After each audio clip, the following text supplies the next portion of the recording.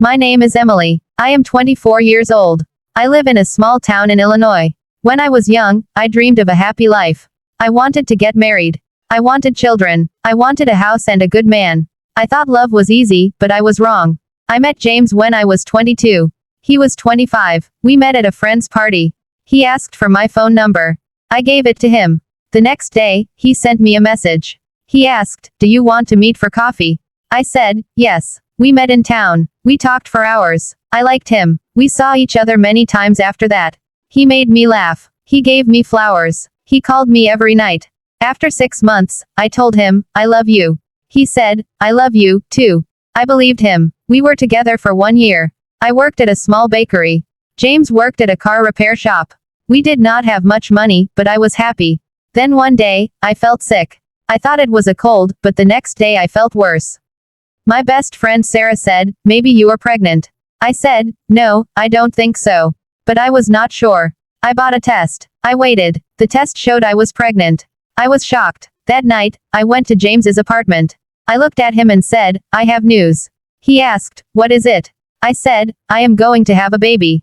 He was quiet. He looked at the floor. Then he said, "Are you sure?" I said, "Yes, I did a test. I am sure." He said, "This is not a good time. I am not ready to be a father." My heart broke. I said, "But we love each other." He said nothing. He only said, "I need time to think." That night, he did not kiss me. I could not sleep. In the morning, he left early. He said, "See you later." But I knew something was wrong. After that, James stopped calling. He did not answer my messages. He did not want to see me. One day, I went to his apartment. I knocked on the door. He did not open it. I sent one last message. He replied, "I can't do this. I'm sorry." That was the last time I heard from James. I sat on my bed and cried. I cried for hours. I could not believe it.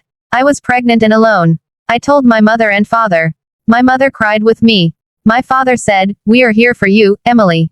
I moved back to my parents' house. Every day, I felt more tired. My stomach grew bigger. I went to the doctor. I saw my baby on the screen. I heard her heartbeat. I worked at the bakery until the baby was born. One night I had strong pain. My mother took me to the hospital. The nurse said, "You are going to have the baby tonight."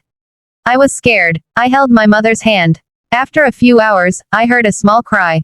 Music, the nurse said, "It's a girl."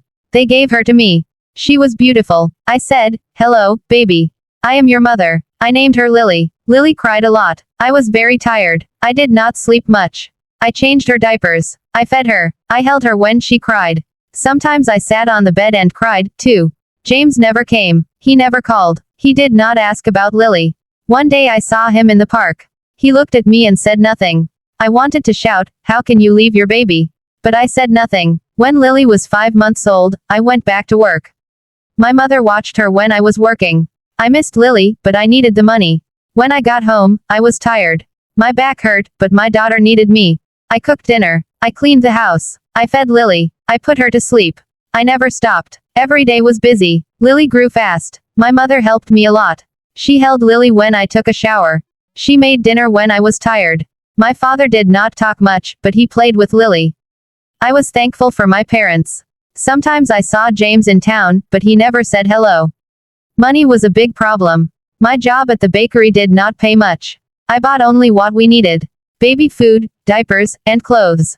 I did not buy clothes for myself. I wore old shirts. I did not care about how I looked. I only cared about Lily. When Lily was sick, I stayed home. My boss was not happy. He said, "You can't miss so many days." I said, "My baby needs me." He said, "Be careful.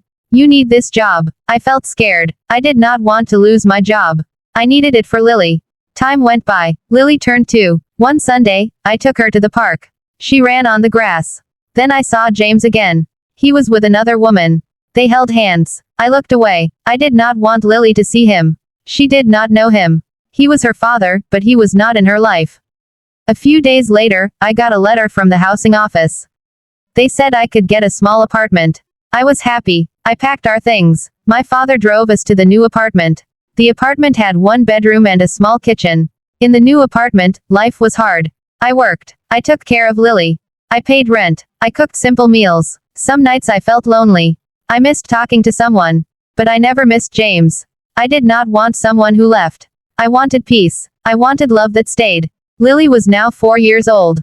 She asked many questions. One day she looked at me and said, "Mom, do I have a dad?" I froze. I said, "Why do you ask?"